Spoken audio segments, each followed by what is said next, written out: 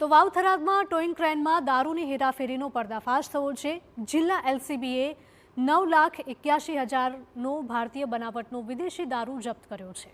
રા તાલુકાના મેઘપુરા ગામ નજીક વિદેશી દારૂની 1560 બોટલ જપ્ત કરવામાં આવી। બુટલેગરોએ દારૂની હેરાફેરી માટે અજમાવ્યો હતો નવો કિમિયો। ટોઈંગ ક્રેનમાં દારૂ છુપાડવા માટે ચોરખાનું બનાવ્યું હતું। ખોટી નંબર પ્લેટનો ઉપયોગ કરી દારૂની હેરાફેરી કરાતી હતી। દારૂ ક્રેન મોબાઈલ સહિત કુલ 16,86,000નો મુદ્દામાલ કબજે કરાયો છે। એક આરોપીની ધરપકડ કરાઈ છે અને 2 શખ્સ વિરુદ્ધ ગુનો નોંધી તપાસ તેજ કરાઈ છે। તો ક્રેનના ચોરખાનામાં દારૂ સંતાડી તેને અમદાવાદ લઈ જવાઈ રહ્યો હતો અને ત્યારે જ વાવથરા જિલ્લા એલસીબી દ્વારા આ જથ્થાને ઝડપી પાડવામાં આવ્યો છે। હાલ તમામ મુદ્દામાલને થરાદ પોલીસ મથકે લઈ જવાયો છે। ઝડપાયેલ શખ્સ હરિયાણાનો રહેવાસી હોવાનું સામે આવ્યું છે।